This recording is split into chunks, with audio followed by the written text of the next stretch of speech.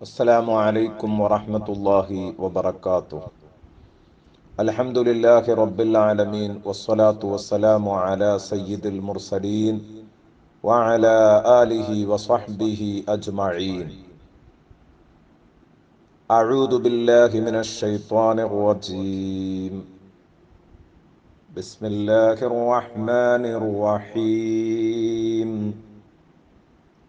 ومن آياته أن خلقكم من تراب ثم إذا أنتم بشر تنتشرون. صدق الله مولانا العظيم. പ്രിയപ്പെട്ട കൂട്ടുകാരെ, ഖുർആൻ മധുരം 35-ാം നമ്പറിൽ ഇന്ന് നാം പരിചയപ്പെടുത്തുന്നത് സൂറത്തുർ റൂമിലെ ഏതൊരാളെയും അത്ഭുതപ്പെടുത്തുന്ന ഏതാനും ആയത്തുകളിൽ ഒന്നാണ്. സൂറത്തുർ റൂമിൽ 20 മുതൽ 25 വരെയുള്ള വചനങ്ങളുടെ പ്രത്യേകത, ആ ആയത്തുകൾ മുഴുവനും തുടങ്ങുന്നത് ഒമിൻ ആയാത്തിഹി ഒമിൻ ആയാത്തിഹി ഒമിൻ ആയാത്തിഹി എന്ന് പറഞ്ഞുകൊണ്ടാണ്. ഏതന്ധന്റെയും കണ്ണു തുറപ്പിക്കുന്ന ദൃഷ്ടാന്തങ്ങളിൽപ്പെട്ടതാണ് എന്ന് പറഞ്ഞുകൊണ്ടാണ് ആയത്ത് തുടങ്ങുന്നത്.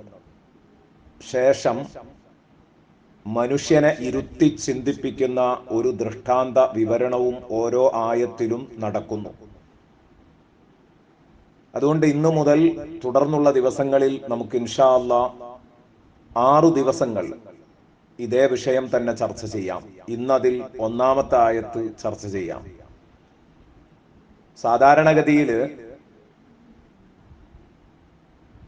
ഒരു ശരാശരി അറബി അറിയുന്ന ഏതൊരു വ്യക്തിയും വിശുദ്ധ ഖുർആൻ പാരായണം ചെയ്യുമ്പോൾ ഈ ഒരായത്ത് അയാളുടെ മനസ്സിൽ തങ്ങിയിട്ടുണ്ടാവാം. എവിടെയെങ്കിലും ഒരു പ്രകമ്പനം സൃഷ്ടിച്ചിട്ടുണ്ടാവാം. എന്താണ് ഈ പറയുന്നത്? ഒമിന്നായാത്തിഹി. എന്നാൽ ഒരായത്തിന്റെ ഗ്യാപ്പ് പോലുമില്ലാതെ തൊട്ടടുത്ത് വീണ്ടും പറയുന്നു ഒമിന്നായാത്തിഹി, തൊട്ടടുത്ത് വീണ്ടും പറയുന്നു ഒമിന്നായാത്തിഹി. ഇങ്ങനെ ഒമിന്നായാത്തിഹി അൻ ഖലഖക്കും മിൻ തുറാബ്, ഒമിൻ ആയാത്തിഹി അൻ ഖലഖലക്കും മിൻ അൻഫുസിക്കും അസ്വാജ, വമിൻ ആയാതിഹി ഖൽഖുസ് സമാവാതി വൽ അർദ്, വമിൻ ആയാതിഹി മനാമുക്കും ബില്ലൈലി വന്നഹാർ, വമിൻ ആയാതിഹി യുരീകുമുൽ ബർഖ ഖൗഫൻ വതമഅൻ, വമിൻ ആയാതിഹി അൻ തഖൂമസ് സമാഉ വൽ അർദു ബിഅംരിഹി.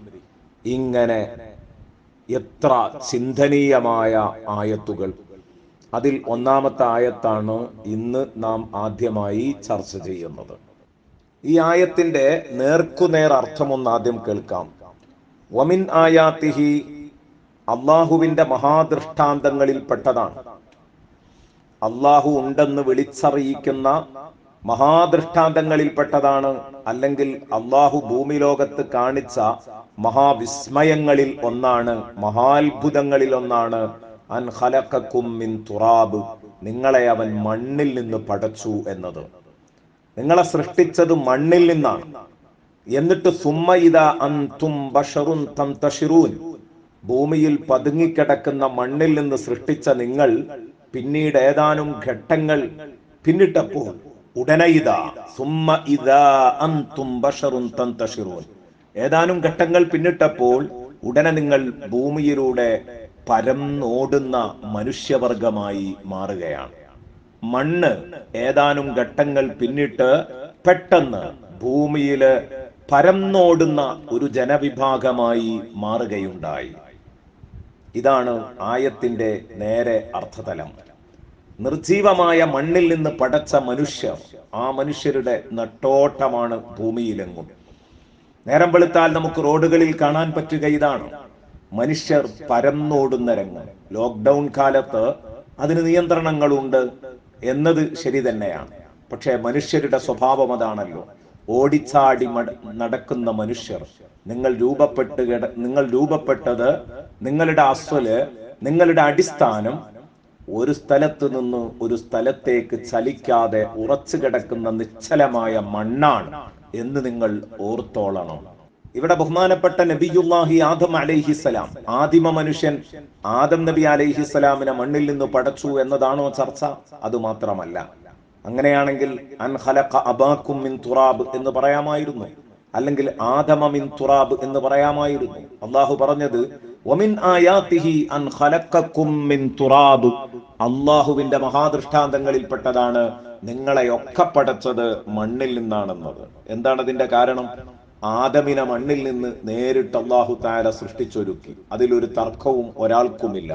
പക്ഷേ ആ ആദമിനെ സൃഷ്ടിക്കാൻ അല്ലാഹു എടുത്ത മണ്ണിൽ തന്നെ സകലമാന മനുഷ്യരുടെയും അംശമുണ്ടായിരുന്നു. ഒന്ന്.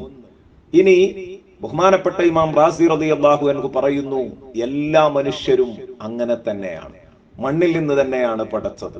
കാരണം മനുഷ്യനെ പടച്ചത് നമുക്ക് പറയാനുള്ളത് ബീജഗണത്തിൽ നിന്നാണ്. ബീജഗണം എവിടെ നിന്നാവുന്നത്? വിറ്റാമിനുള്ള ഭക്ഷണം വാപ്പ കഴിച്ചപ്പോഴാണ് വാപ്പാക്ക് ബീജമുണ്ടായതല്ലേ? ഈ ഭക്ഷണം എവിടെ നിന്നാവുന്നത്? ഈ ഭക്ഷണം മനുഷ്യർ ഈ ഭൂമിയിലെ സസ്യങ്ങളും ധാന്യങ്ങളും കിഴങ്ങുവർഗങ്ങളും അതേ രൂപത്തിൽ തന്നെ മൃഗങ്ങളുടെ ഭക്ഷണങ്ങളും പാലുകളും നെയ്യും ഇതെല്ലാം തിന്ന് കുടിച്ചല്ലേ മനുഷ്യന് ബീജമുണ്ടായത്? മനുഷ്യന്റെ ആഹാരം ഇതൊക്കെയല്ലേ? ഈ പറഞ്ഞ വസ്തുക്കളൊക്കെ വന്നത് ഭൂമിയിൽ നിന്നല്ലേ? ഈ പറഞ്ഞ വസ്തുക്കളൊക്കെ മണ്ണിൽ നിന്ന് ഉൽപ്പാദിപ്പിക്കപ്പെട്ടതാണ്. മണ്ണിൽ നിന്ന് ഉൽപ്പാദിപ്പിക്കപ്പെടാത്തത് ഈ പറഞ്ഞതിലൊന്നുമില്ല. കാരണം മൃഗങ്ങളുടെ ഭക്ഷണവും മാംസവും പാലും ഒക്കെ പറയുമ്പോൾ അവിടെയും ആലോചിക്കണം, ആ മൃഗങ്ങളുടെ അടിസ്ഥാനം പുല്ലും വൈക്കോലും ഒക്കെയാണെന്ന് മറന്നുപോകരുത്. അത് മണ്ണിന്റെ സംഭാവനയാണ്. ചുരുക്കി പറഞ്ഞാൽ എല്ലാവരും മണ്ണിൽ നിന്നാണ് എന്ന് പറയുന്നത് പൂർണാർത്ഥത്തിൽ ശരിയാണ് എന്ന് തന്നെ വേണം നമ്മൾ പറയാൻ.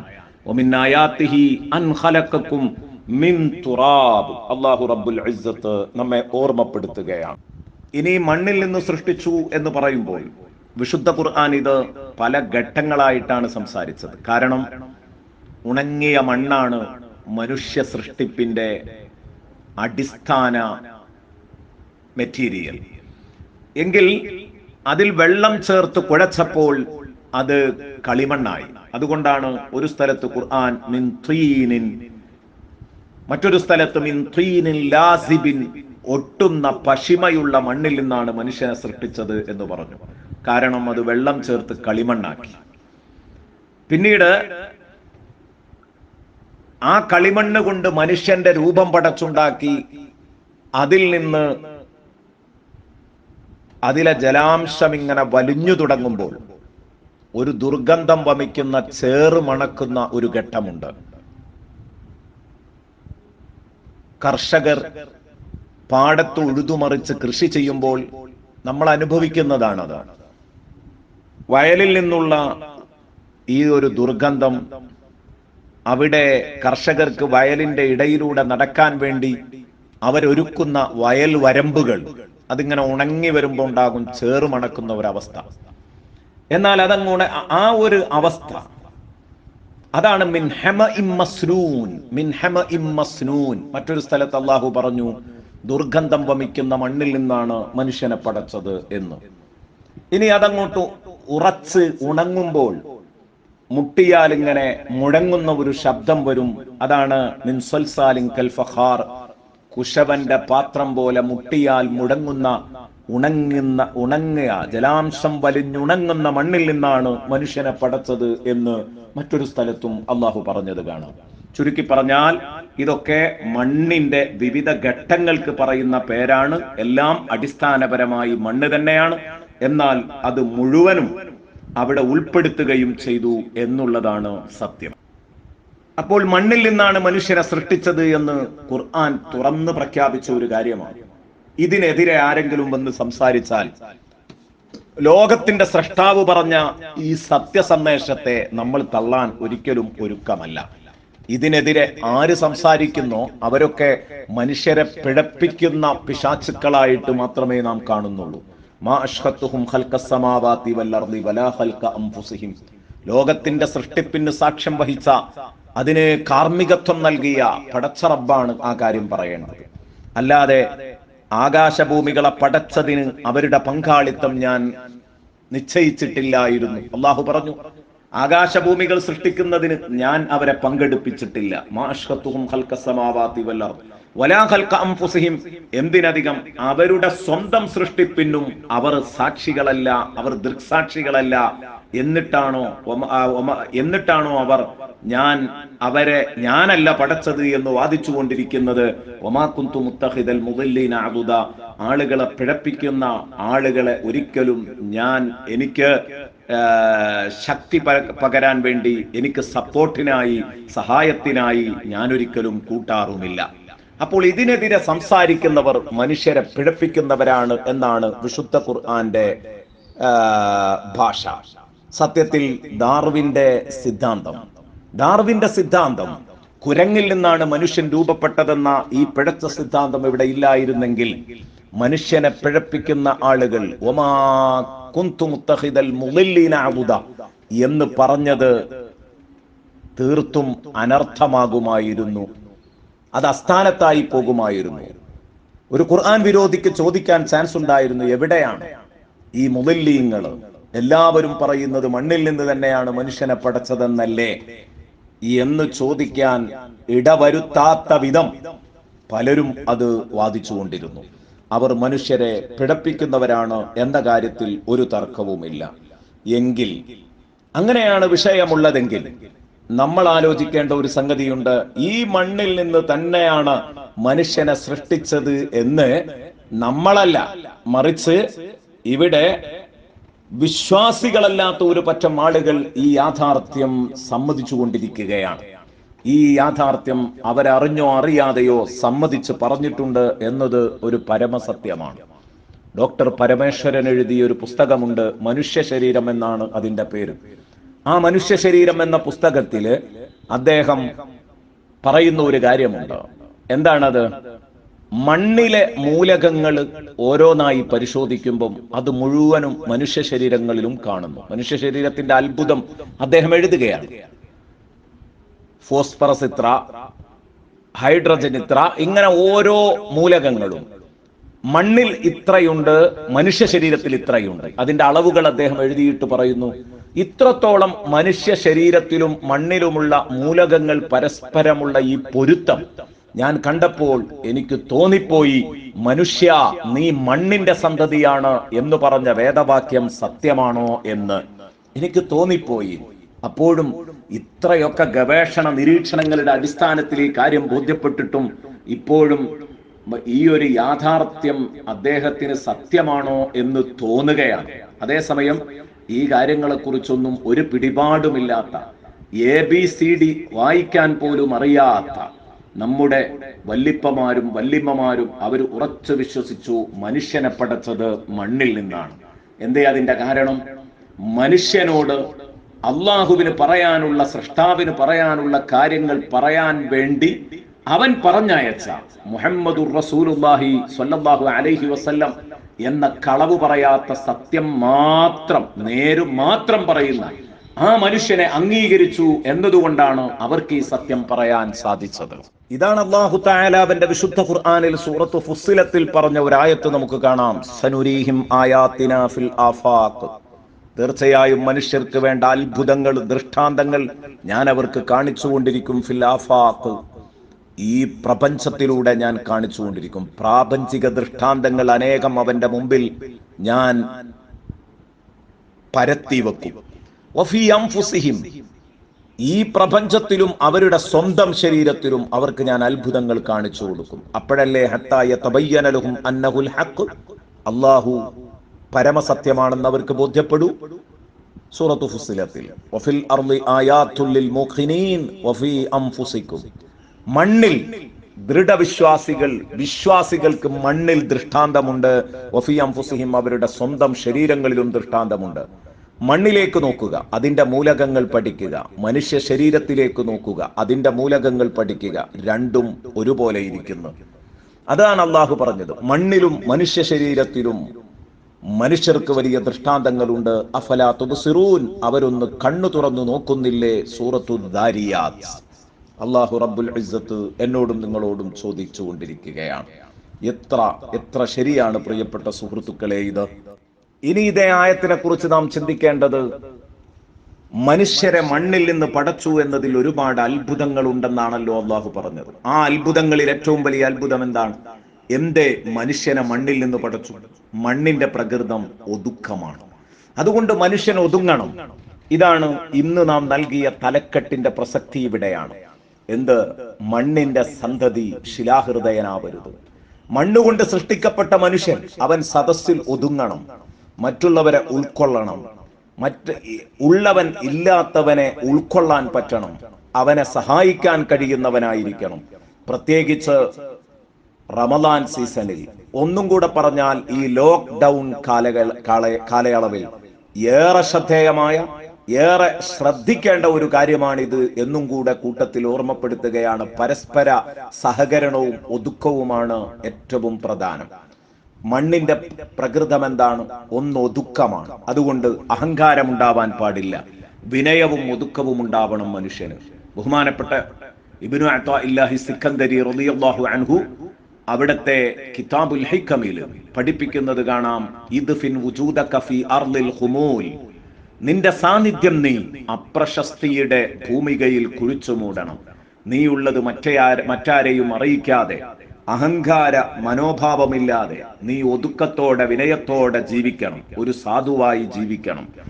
എന്നിട്ട് പറഞ്ഞു, എന്താ കാരണം? കുഴിച്ചിടാതെ മുളച്ചത് ഒരിക്കലും കായ്ക്കില്ല. ബഹുമാനപ്പെട്ടവർ പറഞ്ഞു, ഭൂമിക്കടിയിൽ കുഴിച്ചിട്ട് ഒന്ന് താഴ്ത്തി വെച്ച് പിന്നെ അത് മുളച്ചു വരുമ്പോഴാണ് അത് കായ്ക്കുക, അതിൽ ഫലമുണ്ടാവുക. തേങ്ങ കുഴിച്ചിട്ടാലും ഇല്ലെങ്കിലും മുളച്ചേക്കാം. കുഴിച്ചിട്ടാൽ എന്തായാലും മുളക്കും. കുഴിച്ചിട്ടില്ലെങ്കിലും തറയിൽ കുത്തിച്ചാരി വെച്ച തേങ്ങയും ഒരു കാലം പിന്നിടുമ്പോൾ മുളക്കാറുണ്ട്. പക്ഷേ അത് മുളച്ചാലും ലായത്തിമുനിതാജു, അതിന്റെ മുള പരിപൂർണമാവില്ല എന്ന് പറഞ്ഞാൽ കായ്ക്കില്ല. അത് മുളക്കും, പക്ഷെ അത് തെങ്ങാവില്ല, അതിൽ തേങ്ങയുണ്ടാവില്ല.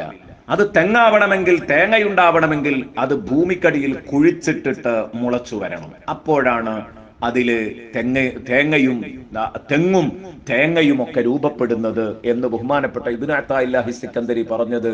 ഒതുക്കമുള്ളവരെ ഉയരൂ. അതാണ് മുത്തുനബി പറഞ്ഞത്, മൻ തവാളഅ റഫഅഹുല്ലാഹ്, ആരെങ്കിലും വിനയം കാണിച്ചാൽ അവനെ അള്ളാഹു ഉയർത്തുകയും, വമൻ തകബ്ബറ വളഅഹുല്ലാഹ്, ആരെങ്കിലും അഹങ്കാര മനോഭാവം കൊണ്ടു നടന്നാൽ അവനെ അള്ളാഹു താഴ്ത്തിക്കളയുകയും ഇകഴ്ത്തിക്കളയുകയും ചെയ്യുന്നതാണ്. അപ്പോൾ ഇതാണ് ഇതിലേറെ ശ്രദ്ധേയമായ ഒരു കാര്യം. അതേ രൂപത്തിൽ തന്നെ മണ്ണിൽ നിന്ന് സൃഷ്ടിക്കപ്പെട്ട മനുഷ്യൻ ആലോചിക്കേണ്ടത് എന്താണ്? കുഴച്ച മണ്ണിന്റെ പ്രകൃതം പരസ്പരം കൂട്ടിപ്പിടുത്തമാണ്. വെള്ളം കൂട്ടിച്ചേർത്ത കളിമണ്ണ് രണ്ട് ഉരുളകൾ പരസ്പരം ഇങ്ങനെ തട്ടിച്ചു വെച്ചാൽ, നാളെ ചെന്നിട്ട് ഒന്നൊന്നിന്റെ മുകളിൽ വെച്ചാൽ, നാളെ ചെന്ന് നമ്മൾ മുകളിലുള്ളത് ഇങ്ങോട്ട് എടുത്താൽ താഴെയുള്ളതും ഒപ്പം ഇങ്ങോട്ട് പോരും. കൂട്ടിപ്പിടുത്തമാണത്. പക്ഷെ കല്ലും എത്ര കാലം ഒട്ടിച്ചു വെച്ചാലും അത് രണ്ടും എന്നും വേർപെട്ടുകൊണ്ട് തന്നെ ഇരിക്കും. വേർപ്പെടുത്തിയാൽ അതിൽ മുകളിലുള്ളത് ഇങ്ങോട്ട് എടുത്താൽ എത്ര കൊല്ലം വെച്ചാലും അത് പരസ്പരം ഒട്ടുകയില്ല. അതുകൊണ്ടാണ് ഞാൻ പറഞ്ഞത്, മണ്ണുകൊണ്ട് സൃഷ്ടിക്കപ്പെട്ട മനുഷ്യൻ, മണ്ണിന്റെ സന്തതി ഒരിക്കലും ശിലാഹൃദയനാവാൻ പാടില്ല. പിന്നീട് ഈ മണ്ണിൽ നിന്ന് രൂപം കൊണ്ട നിങ്ങൾ ഭൂമിയിലാകെ പരന്നു നടക്കാൻ തുടങ്ങി. മണ്ണിൽ നിന്ന് രൂപപ്പെട്ട നീ ഏതായി? ശുക്ലമായി, അവൻ ബീജമായി, അവൻ ഭ്രൂണമായി, അവൻ എല്ലുകളായി. അവന്റെ ശരീരത്തിൽ ആ എല്ലുകൾക്ക് മാംസവും തൊലിയുമൊക്കെ പൊതിഞ്ഞു കൊടുത്തു. ഉമ്മയുടെ വയറ്റിൽ നിന്ന് ചെറിയ കുഞ്ഞായി, ദുർബലനായി, ആരെങ്കിലും കൈപിടിക്കണം, എഴുന്നേറ്റ് നിൽക്കണമെങ്കിൽ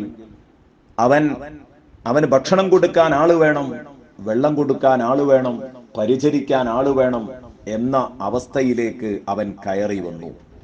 അങ്ങനെ വന്ന് അവസാനം അവന്റെ വീട് ഭരിക്കുന്ന, നാട് ഭരിക്കുന്ന, സിറ്റികൾ പണിയുന്ന, കോട്ടകൾ നിർമ്മിക്കുന്ന, അതേ രൂപത്തിൽ ജില്ലകളും സ്റ്റേറ്റുകളും രാജ്യങ്ങളും ഭരിക്കുന്ന, കടലും കരയും കടന്ന് യാത്ര ചെയ്യുന്ന, ധാരാളം ധനം സമ്പാദിക്കുന്ന, ഒരുപാട് ചിന്തയും ധിഷണയുമൊക്കെയുള്ള ഒരുപാട് പുരോഗമന പ്രവർത്തനങ്ങൾ നടത്തുന്ന, ഇഹത്തിലും പരത്തിലുമുള്ള പുരോഗതികൾ കൈയടക്കുന്ന ഒരു മനുഷ്യനായി മാറുന്നു. ഇതാണ് നിങ്ങൾക്ക് ഏറെ ചിന്തിക്കാനുണ്ട്. അള്ളാഹുവിന്റെ ഈ സിസ്റ്റമാറ്റിക്കായ സൃഷ്ടികർമ്മത്തിൽ നിന്ന് അള്ളാഹു തആല പഠിപ്പിക്കുന്നു. അതുകൊണ്ട് മണ്ണിന്റെ സന്തതികളായ നമ്മൾ ഒതുക്കവും വിനയവും ശീലിക്കണം. മറ്റുള്ളവരോടുള്ള സഹകരണം നമ്മൾ മുഖമുദ്രയാക്കി ജീവിക്കണം. അള്ളാഹു തൗഫീഖ് നൽകട്ടെ. അസ്സലാമു അലൈക്കും വറഹ്മത്തുള്ളാഹി വബറകാതുഹു.